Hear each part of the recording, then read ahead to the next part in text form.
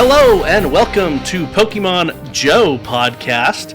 Because, I don't have Charles with me here tonight. We're going to go ahead and do this solo. So bear with me. I hope it goes well. We shall find out. So first things first, let's go with experiences of the week as we normally do. So this past week, I got in on a couple of raids, got myself a new Latios. Not a shiny, though. Is it Latios or Latios I have a shiny? I'll have to check. Not even all that great of IVs, so nothing too spectacular there.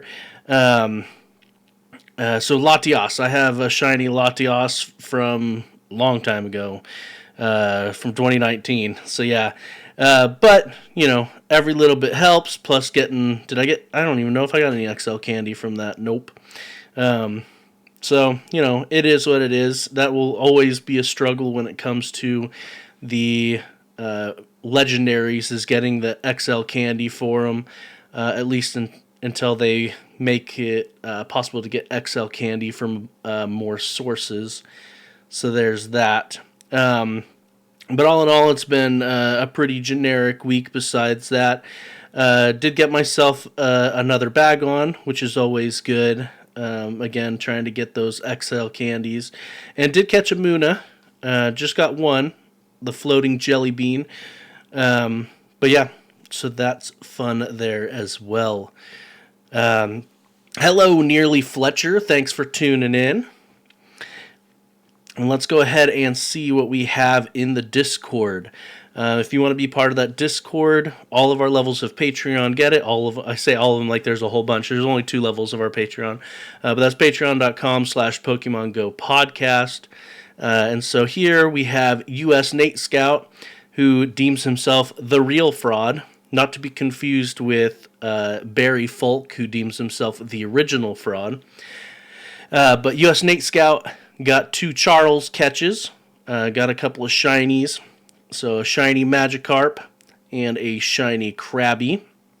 Interesting, though, that the Magikarp is not tagged as shiny, but the Krabby is.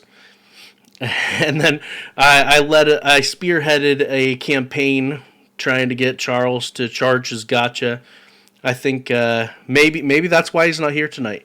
He's just so busy playing Pokemon Go with his gacha that he just couldn't be here tonight. Stuff happens. He loves the game that much. And so he said he was going to charge it, so we'll see if he actually did. And then, speaking of Barry Folk, showing off some trades that he got in today. He's got a Bishar, 15-15-14 Lucky Bishar. That's pretty awesome right there. And then also traded for a shiny Makuhita. Didn't list the IVs on it in the name, but shiny Lucky Makuhita, that's pretty awesome there.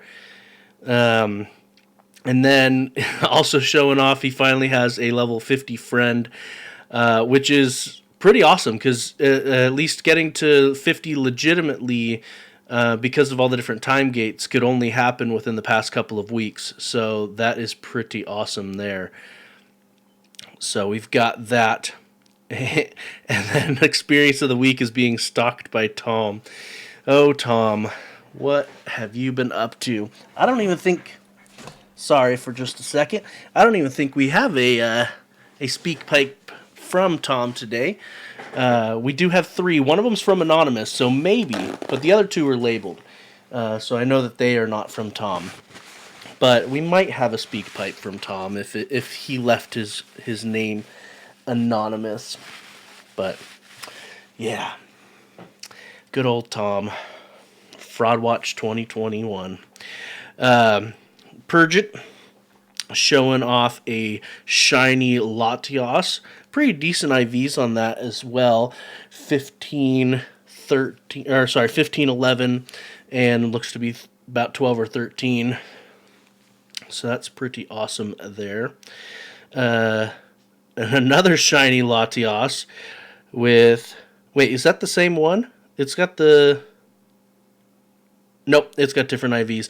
For a second I was like, it's got the same IVs, but it does not. Another shiny Latios with its 15, 13, 14, it looks like, and a shiny Latios. So Purgit was going ham on another shiny Latios. He was going ham on those raids. Very awesome there. And then a shiny Grimer. So pretty nice stuff there. Sorry, Twitch. I've got something in my eyes, so it's messing with me. But I will power on. And then we've got Hallowed Robin showing off the rank 2,445, which is pretty nice. And then ended up a little bit lower once he got up to Veteran. But still, plugging along, doing quite well, and pretty awesome stuff there.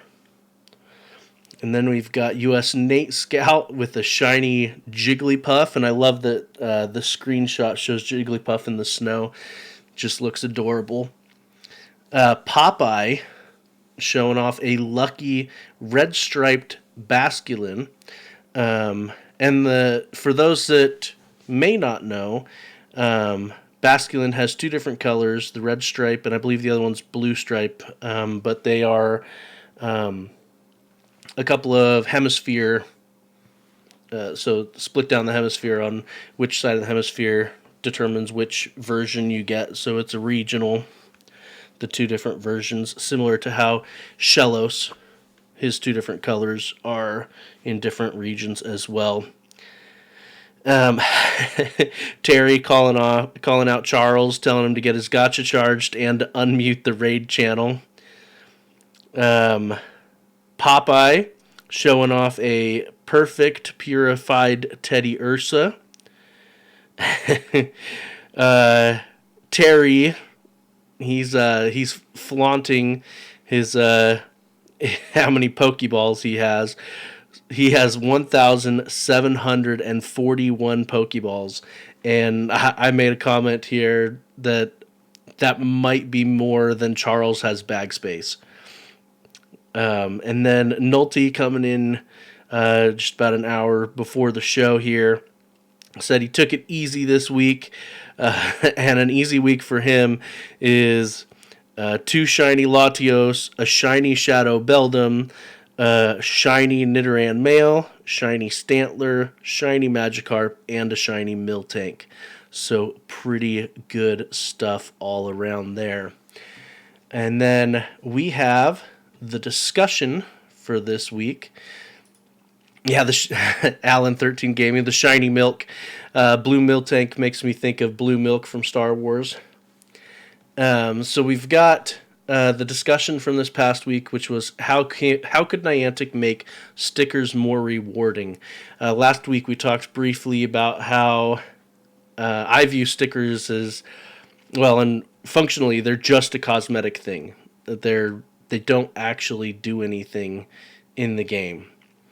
And so the question was, how can we make them more rewarding? And Charles actually commented on here, and he says that he wished that we could get candies related to the sticker that we receive would make it more worth it to him.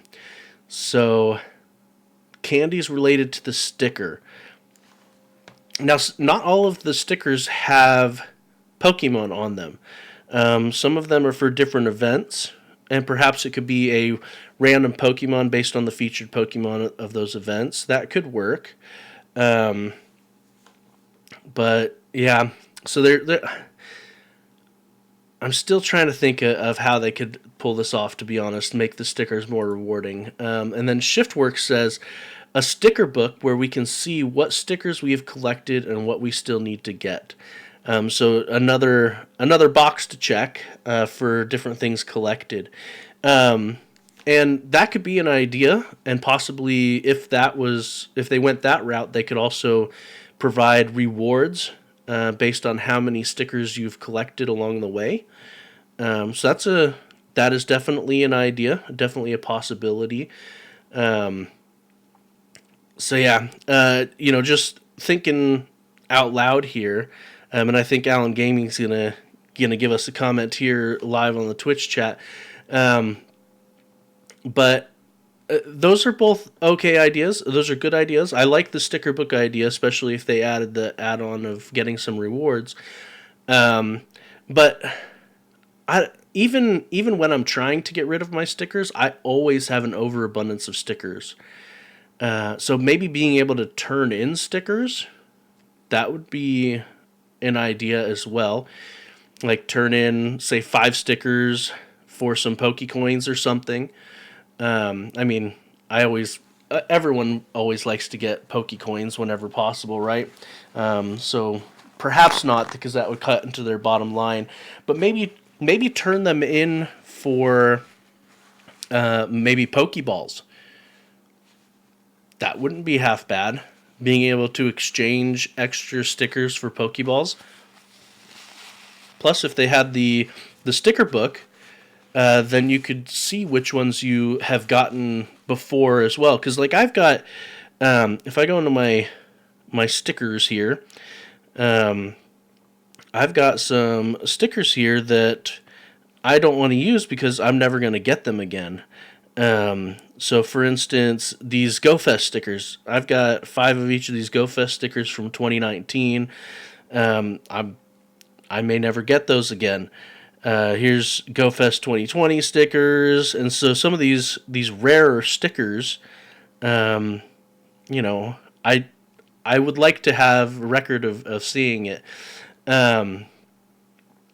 Alan13 Gaming says Pokestops shall give an extra. Are you talking about an extra sticker or an extra Pokeball? Or he said, or sell 10 stickers for 1 Pokecoin. So that could work as well. If they did do the sticker book and I had a record of it, maybe I'd be less hesitant about handing out some of these the event stickers. But what would actually make the events even more promising if they went with Charles's idea, giving out candies related to these stickers. The event stickers, what if it's a rare candy that they gave out or an XL candy? That could work as well. Probably the rare candy, to be honest, just based on Niantic's behavior. But that would be an interesting mechanic as well. That could work. So I mean, I just wish the stickers did more than just a cosmetic thing. And we're going to talk about some more stickers that they've added to the game here in just a little bit. But yeah, I just wish the stickers did more. And we are going to go off to a short commercial break. And when we come back, we will jump into the news.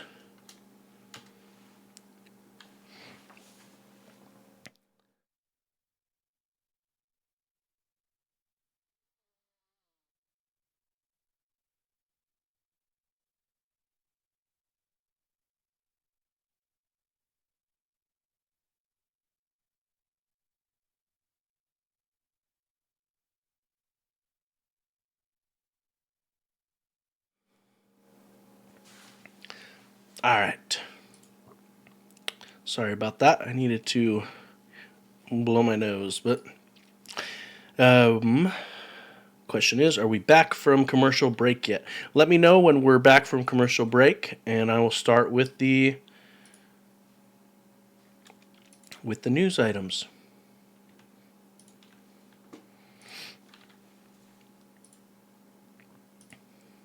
All right, chat. Are we back?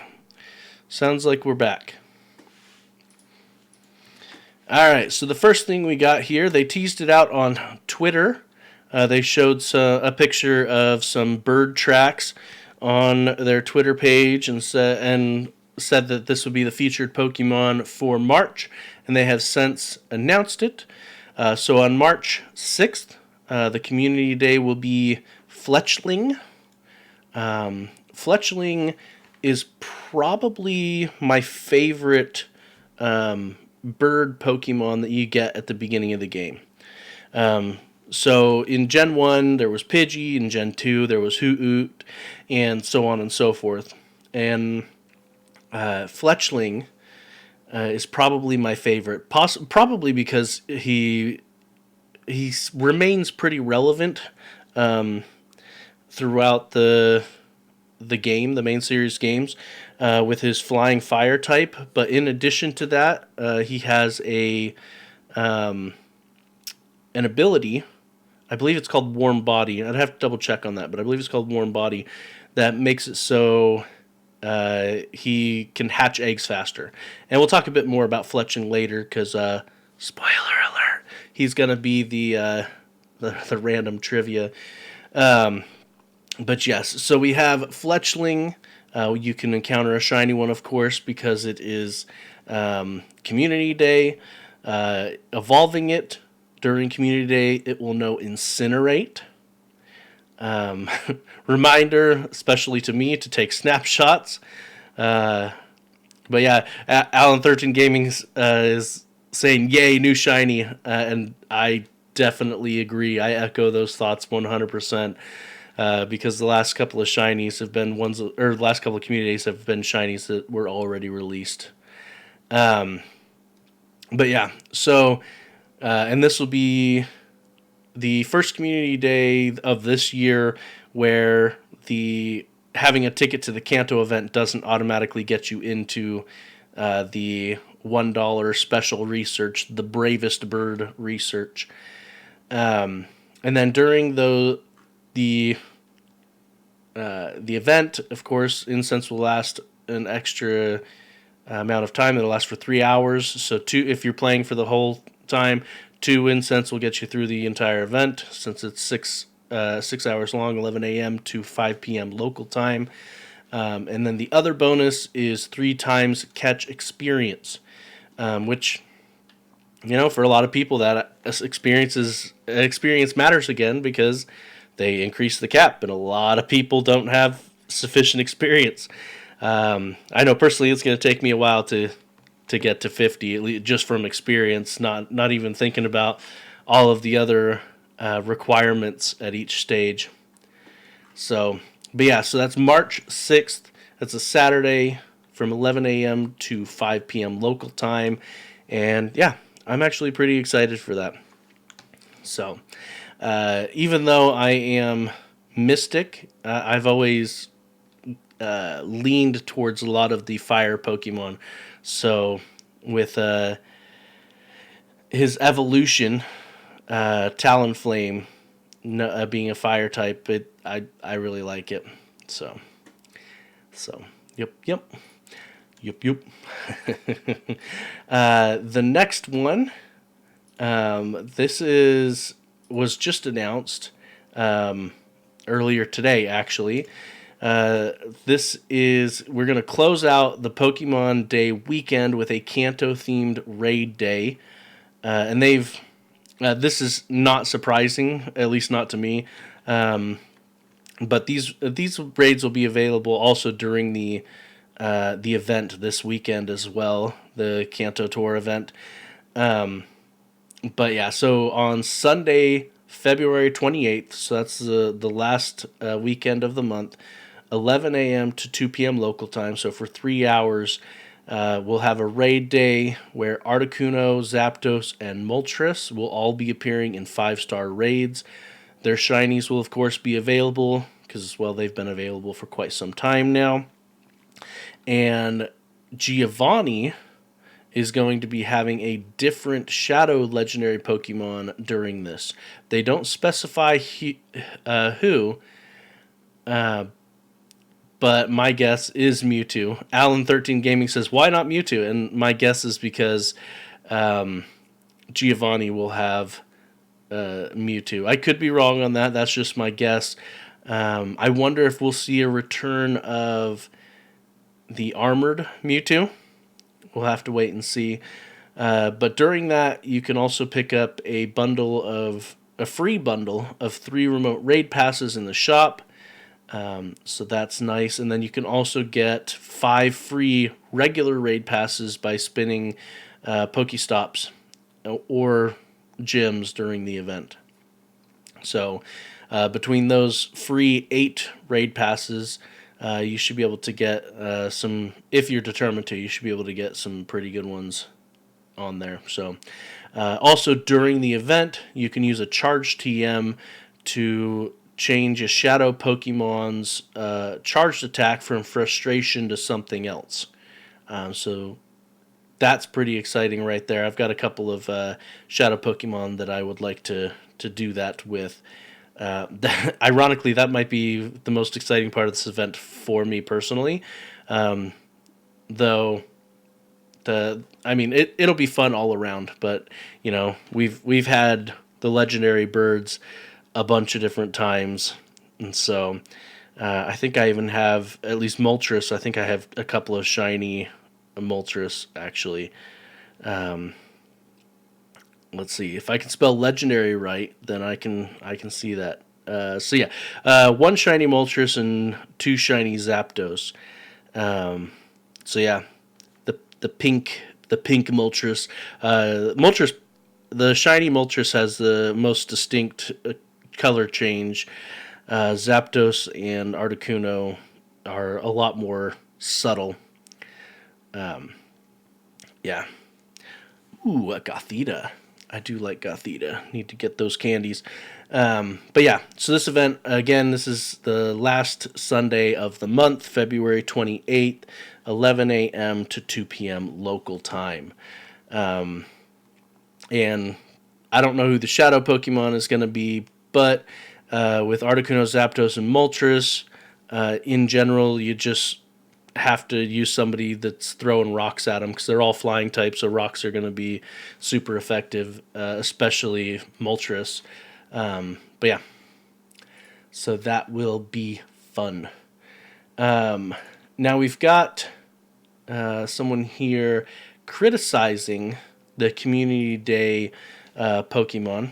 This comes to us from the Sylph Road subreddit, a user named Burt Macklin FBI. For those who understand that reference, you're pretty awesome. But yeah, Burt Macklin FBI. And so what they've said is that it has been 306, or it will have been, probably is what they meant based on the context of the post itself, but will have been 361 days since the last PvE relevant Community Day. Community Day definitely has tended to focus towards PvP rather than PvE. So there's that. So they said, in their opinion, the last PvE relevant Community Day was Rhyhorn with Rock Wrecker, and that was February of last year. And they've already announced Fletchling for this for March, and so they're saying that Fletchling is PvP oriented, and so that means the earliest one will be April for the next PvP Community Day. And so he lists all the different Pokemon here that have been in the last 14 months that have been Community Day. And so, yeah, and none of them have made a noteworthy impact on PvE. And he says that Charmander probably comes the closest with Dragon Breath in Mega Charizard X form. But even then, it gets outclassed by a lot of things. And yeah, it is ranked relatively low. Like, it's not even in the top 10, even at that point. So, and Charles and I are both more into PvE than we are into PvP, and so yeah, I 100% I get where this is coming from. It oftentimes it just feels like the Community Days, at least recently, last year, have just been check marks. Okay, I've got it if I ever wanted to use it type thing. And so, yeah. And one of the top comments here on the page is that they feel that Niantic spent way too much time early to set up the PvE meta, and so it's just natural that they would be focusing on PvP at this point. So, yeah. Alan13 Gaming says that they love PvP.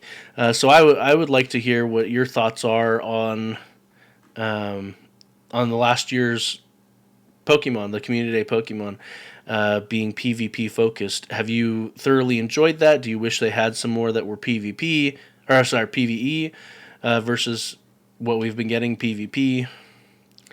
But yeah, let me know in the comments, and I will circle back to it.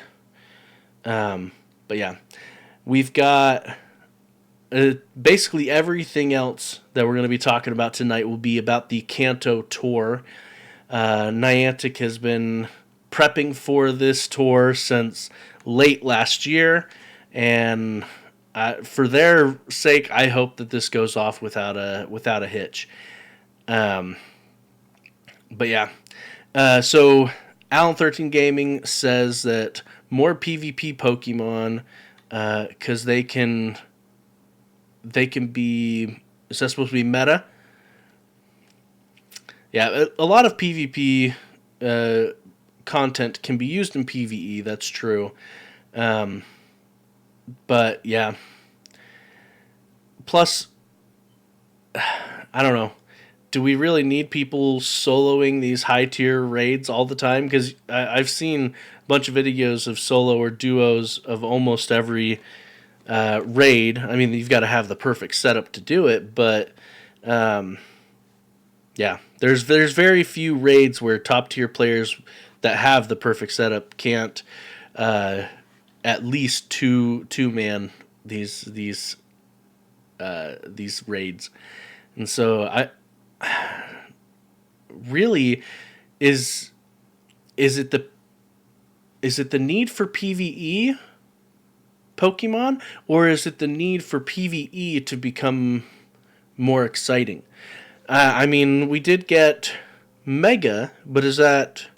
I guess that's the last PvE content that was new that we got were Megas, and so you know what? We're going to make that the discussion point for next week, is going to be, what would you like to see as the next PvE content from Niantic? So what PvE content would you like to see from Niantic next? And Alan13 Gaming is saying that the Mega is bad. I am not gonna disagree with you. Megas could have been handled a lot of different ways, and I really don't think they stuck the landing with it. So yeah, again, the discussion for next week is, what would you like to see next in PvP? In PvE, I keep saying PvP. In PvE, what would you like to see next in PvE?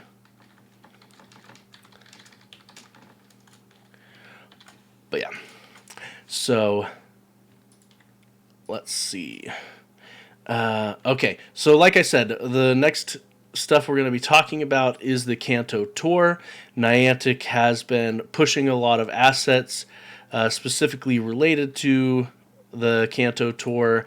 And like I said before, also, they've been pushing the Kanto Tour itself since late last year. Okay, so Alan13 Gaming says that Megas are bad, in their opinion, because they can't be used in PvP. They did not stick the landing any which way when it came to Megas, in my opinion, and they've made some tweaks along the way trying to help, but I'm sad that they botched such a neat aspect of the game. So,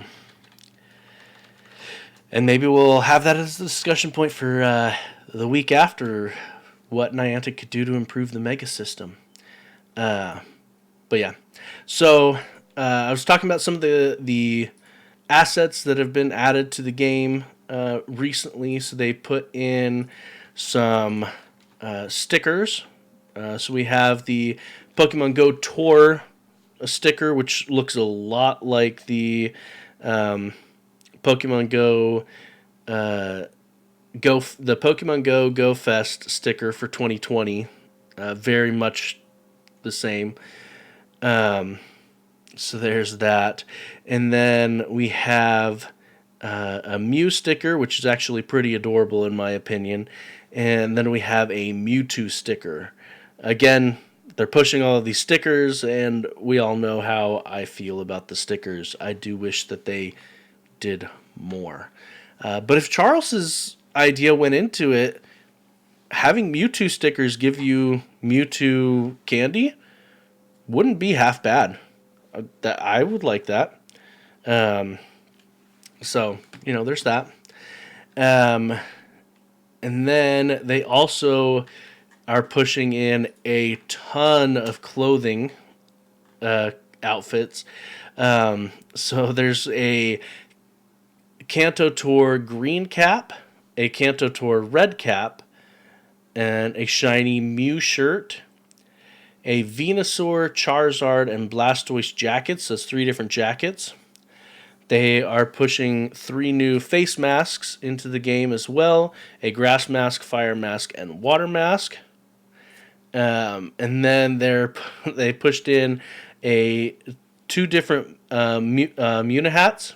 One that's predominantly pink, and the other one is predominantly black. They pushed in some Muna pants, some pink pants, and then a male and female version of Muna shirts. Alan 13 Gaming asks, do you think they are going to ruin Shiny Mew? I mean, Mew isn't really relevant in PvE or PvP. So unless they completely botch the art asset, I'm not sure how they could ruin Shiny Mew. You're asking, so what are your fears for Shiny Mew? How do you think they could ruin it? But back to these assets, I actually I like these Venusaur, Charizard, and Blastoise jackets. It is a touch sad that there isn't a Blastoise hat. I get that the Kanto Tour is featuring red and green version, but if they're going to put the Blastoise jacket, I wish that the hat was there as well. So there's that. And then they actually have another art asset of the actually showing the back of these jackets. So we've got the Venusaur, Charizard, and Blastoise jackets here on that second link that I put in chat, as well as a couple of new stickers specifically for the Valentine's Day event with Plusle and Minun and Pikachu. But these jackets, that's what I wanted to focus on. The back of these jackets is stellar in my opinion. Some of the classic stances of the starter Pokemon there, and I just think it looks fantastic. These art assets here, so we'll see. I will probably switch to one of these jackets in the near future. So, but yeah.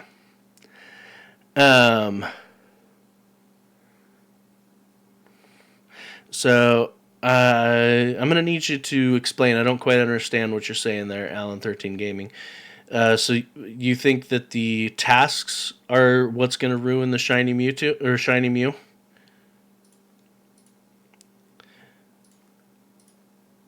All right, so they've pushed all of those different things into the game. Alan 13 Gaming did clarify, yes, they think that the tasks could ruin Shiny Mew. I see what you're saying now. So you're talking specifically about ruining the quest line for Shiny Mew. And it's definitely a possibility. We talked about, I believe it was last week, the couple in Canada who got a fine Yeah, it was last week. It talked about the Canadian couple that got a fine for driving around to play Pokemon Go. I believe it was an $880 fine. And so there's definitely parts of the world where you can't leave. You can't leave your house. And so if they do stuff like walking a certain distance as part of the task, that could definitely be a negative impact for a lot of players. Because even, let alone walking around, but driving around isn't even allowed, even if you're in your own vehicle, in a lot of places right now in the world. So, yeah, I hope, I really, really, really hope that this Kanto Tour goes off without a hitch and is enjoyable for everyone involved. So, yeah. And I I especially hope that New Zealand doesn't have issues, because I don't know what is up with Niantic, but they have so many issues with New Zealand at the start of events. I just I'm a coder, and it screams lack of testing to me. And so it irks me. It irks me a lot. But there's a lot of other people that are irked as well. There's a lot of people have expressed their frustration because the game appears to have nerfed Pokeballs here in the last week. So the upcoming this it seems like it's harder for people to stock up on Pokeballs this week. So make sure that you are diligently opening your 20. If you're going to be participating in the Pokemon Go Tour event, make sure you're diligently opening your 20 gifts each day. Make sure that you are spinning as many stops as you can. Stock up on as many Pokeballs as you can. Hoard them like the Terry Wolf, who has 1,700. But yeah, try to get as many as you can, because during the event, again, the event for the Pokemon Go Tour is not. I believe it's 9 p.m. to 9 p.m. Pacific time. I don't think it's local time. I'm going to double check that here in just a moment.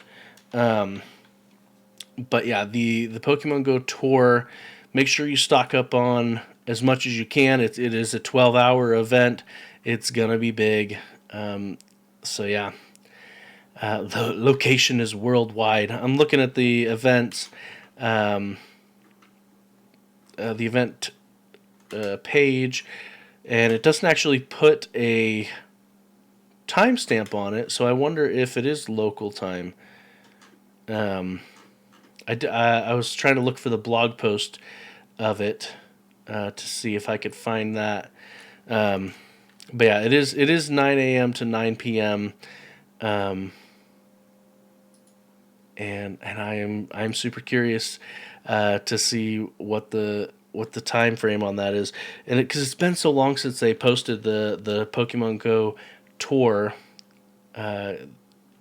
information. So now, because they posted it, what, back in January or something. Let's see. This is the blog post from back in December. Okay. So it is local time. Okay. So confirmed. I just looked it up. It's, again, Saturday the 20th, so that's in 2 days, 9 a.m. to 9 p.m. local time.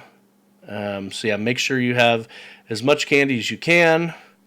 And I guess that's primarily for people who are here live, because this podcast probably won't go out until Saturday or Sunday. Alan 13 Gaming is asking if it is true that the Kanto event will be 1 week. The bulk of it will be on Saturday. And so yeah, that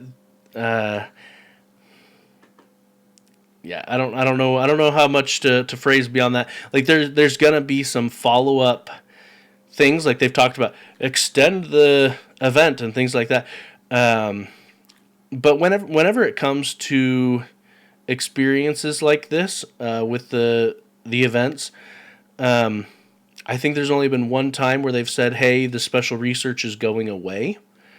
So you should have more than just that day to get it done, I would think. Um, but finding some of those Pokemon, because part of the event is getting all 150 Pokemon, and so the featured Pokemon will primarily be that day. I mean, they are having in the week after, they're doing the raid day with Moltres, Articuno, and Zapdos. Um, yeah, you said the 27th is Pokemon Day. Exactly. They're doing that weekend. They're doing the Articuno, Zapdos, and Moltres raid day. And so there's that.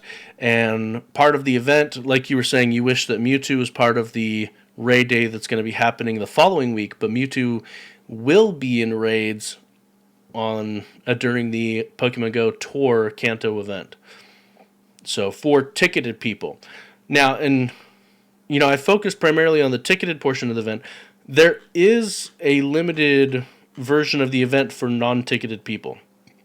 So some of the Pokemon will be there even if you don't have a ticket, as well as being able to find Articuno, Zapdos, Moltres, and Mewtwo raids. Those legendary raids will be available to all people.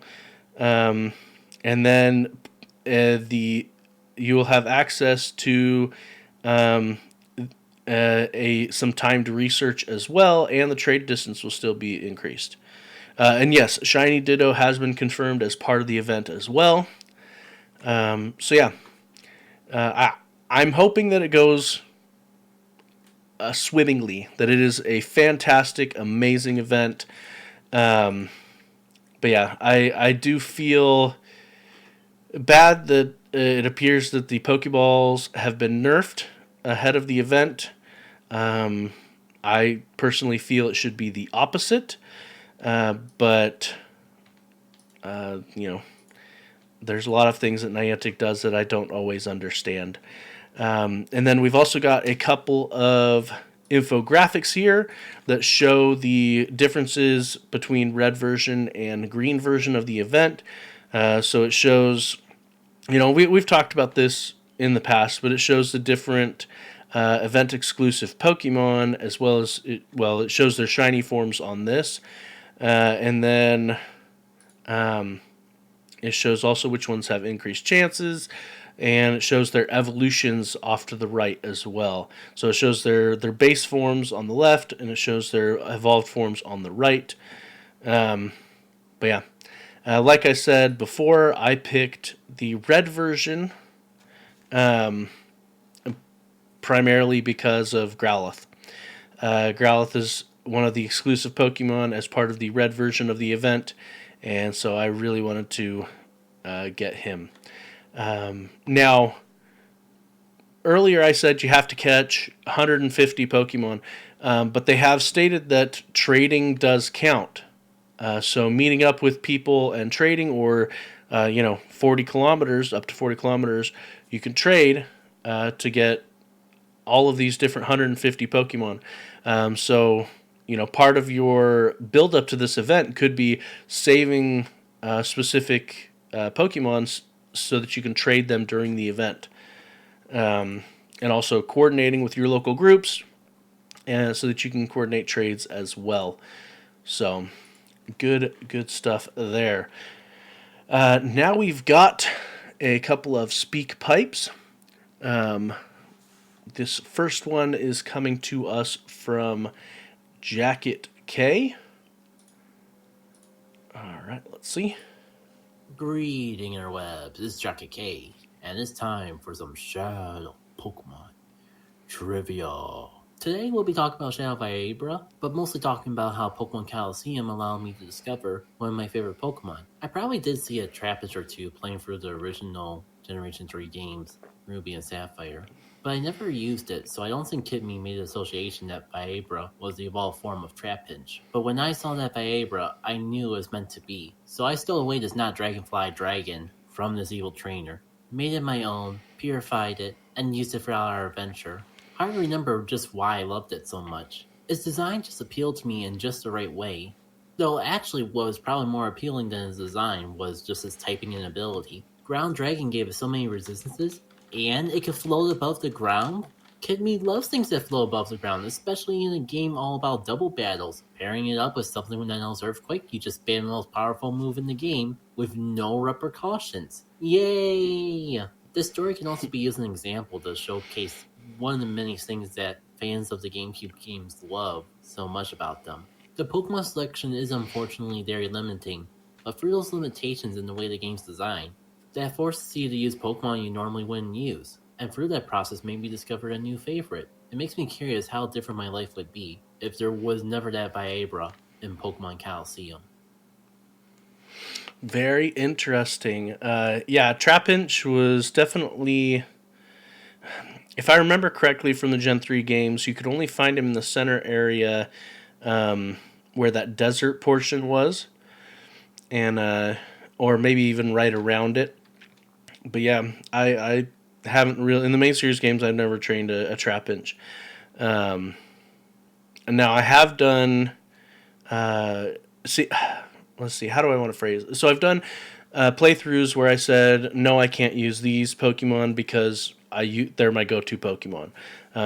So, no Dragonite, no Gyarados, no Growlithe, some of these Pokemon that I personally love, and I know that I would be happy with training, just to get out of my comfort box. I've done that as well. But then there's also things like a Nuzlocke. For those that don't know what a Nuzlocke is, it's where you play through the games. If your Pokemon faints, you can't use it ever again. Some people say you have to transfer it or set it free in the main series games, or you can put it into your box, into the dead box. But you can't use it if it faints. In addition, you can only catch the first Pokemon that you see in each area. So when you get to a new route in the game, the first Pokemon you run into, that's the only one that you can catch. So if you run into something else, nope. And so Nuzlocks are an interesting way to learn about new Pokemon and get yourself to train Pokemon that you've never done. Alan30 Gaming says that it sucks. So Nuzlocke is definitely not for everybody. But yeah. If you play the main series games, give it a try. See, that's one thing that Pokemon Go doesn't capture is how much vested interest you have in specific Pokemon. In the main series game, you have the one starter. You don't catch, 50 million other ones and then trade them out to get candy to power the one up. No, that's not what you do. You train the one Pokemon and you get invested in that Pokemon. At least personally, I get emotionally invested in the Pokemon that I have on my team. And so that just doesn't exist, at least for me, in Pokemon Go. And that's one of the things of the magic of Pokemon that I feel is diminished in Pokemon Go, personally. All right, now we have one from Miss Chocolate Bar. Hi, I love your show. What's your favorite chocolate bar? All right, first off, that is adorable. So thank you for your words of support and for loving the show. Personally, my favorite Chalky bar. Gotta get that Chalky bar. My favorite chocolate bar is 100 grand. I personally really love the 100 grand. So gotta get that Chalky bar. So, yeah. For those that are here live, As a reminder, you can type in exclamation mark S space and then whatever title suggestion you have for the show title. So, and we will vote on those at the end of the recording. All right, we have one more speak pipe from Anonymous. Let's go ahead and see. Hi, hello, Robin here.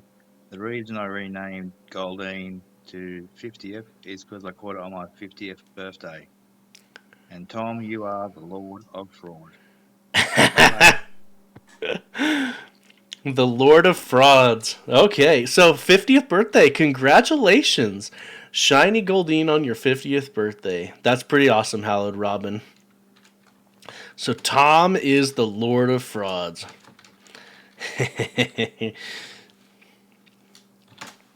And you can't say anything about it just now because you didn't submit a speak pipe, Tom. Now, if you wanted to submit a speak pipe, you can go to our website, PokemonGoPodcast.com.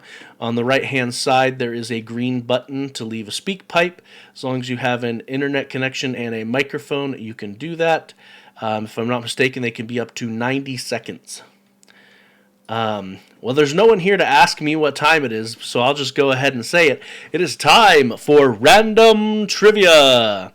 And like I said earlier in the spoiler alert, I'm going to talk about Fletchling this week. So Fletchling is the tiny robin Pokemon. It evolves into Fletchinder, which is the Ember Pokemon, and then into Talonflame, which is the Scorching Pokemon. Fletchling is a normal flying type, whereas its evolutions are both fire flying type. And as I said before, its evolutions, Fletchling itself does not have this ability, but in the main series games, Fletchinder and Talonflame both have an ability. I thought it was called Warm Body. It's actually called Flame Body. That make it so you hatch eggs quicker in the main series games.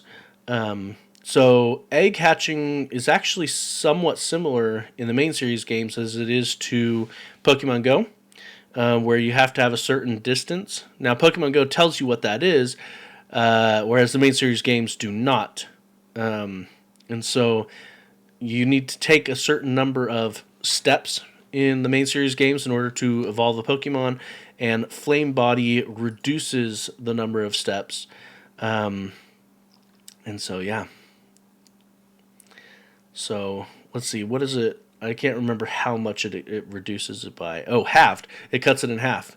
So that is pretty awesome. And so, Talonflame in the Generation 6 games was one of my favorite Pokemon to have. I kept it for my entire playthrough of Pokemon Y, and it helps reduce the duration of how much it takes to hatch eggs. It's a flying type, so you can teach it fly, so it serves well for getting around. It has fire typing. All around, just very, very much love this Pokemon, personally. And so I am very excited that it will be the Community Day Pokemon. Its Generation Y Pokedex entry says, and this is for Fletchling, despite the beauty of its lilting voice, it's merciless to intruders that enter its territory. So Fletchling is very territorial. It will mess you up. It is based off of a Japanese robin, and its name, Fletchling, is a combination of fletching and fledgling or hatchling. So Fletchling. Good stuff there. And then, let's see, Fletchinder, its Pokemon Y Pokedex entry says, the hotter the flame sac on its belly, the faster it can fly, but it takes some time to get the fire going. So it builds up to a flaming roar, I guess, and is able to do more damage. That is not reflected in its abilities in the main series games as far as I know. Its name comes from Fletching and Tinder, or possibly Cinder. So yeah, Fletchinder. And then there is Talonflame. So those previous two were based off of the previous evolutions were based off of a Japanese robin, but Talonflame is based off of a falcon, and he is awesome looking. He is fantastic. So its Pokedex entry says when attacking prey, it can reach speeds of up to 310 miles per hour, and it finishes its prey off with a colossal kick. So it's going to fly at you and kick you in the face. So it's based off of a falcon, a bird of prey. Its name, Talonflame, I think is pretty self-explanatory. It comes from Talon and Flame. Some of the other versions of the name, like the Japanese version is Fiero, which could possibly be fire and arrow or fire and sparrow. But yeah, pretty awesome stuff. So yeah, that won't be until March. It's Community Day. But yeah. Alan13 Gaming is asking if it's good for PvP. I have not looked at the math on that yet. I think when we get closer to Community Day, we will evaluate that more. But my guess is yes. The preliminary evaluation seems that yes, with Incinerate, it should be good for PvP. But with that fire flying type, it will be 4 times weak to rock. And a lot of times 4 times weak stuff is not the best for PvP, just because of how random it is. Random the PvP is in Pokemon Go. You can lose based off of your first matchup to a certain extent. So yeah. All right. So if you want to email us, you can do so at show@PokemonGoPodcast.com. Like I said before, if you want to leave a speak pipe, like Jacket K, Miss Chocolate Bar, or Hallowed Robin did, then you can go to PokemonGoPodcast.com and leave us a speak pipe. If you want to participate in our discussions of the week or submit your own sources for us to use on the show, you can go to reddit.com/r/PokemonGoPodcast. You can find us on Facebook, facebook.com/PokemonGoPodcast. You can find us on Twitter, twitter.com/PokemonGoPod. We stream every Thursday night at 8 p.m. Eastern Time, Eastern U.S., and that is twitch.tv/PokemonGoPodcast. You can find me personally on Twitter at Joseph_Ard, and you can find Charles. He is on Twitter at RockGodOfPod, or if you just search RockGodOfPod, you can find him everywhere. Or search for Charles McFall. That's how I got the image that I use while he's gone. It's an older image, but it makes me laugh, so I do it because he's not here. But yeah, tune in next week to hear what Charles will say, because, well, he's not here tonight.